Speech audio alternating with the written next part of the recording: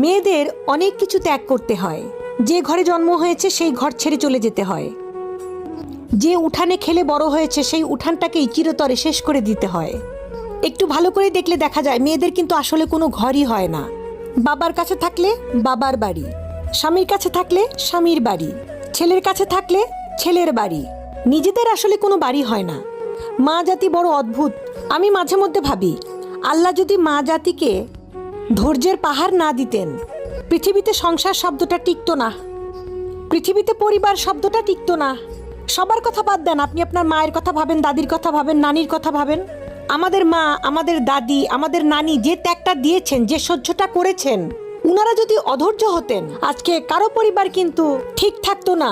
সেই জন্য আল্লাহ পাক তাদের অন্তরকে ধৈর্যের পাহাড় বানিয়ে দিয়েছেন। এগুলা উনাদেরকে বেতন দিয়ে কিংবা উনাদেরকে বিনিময় দিয়ে এটা নেয়ামত পাওয়া যাবে না।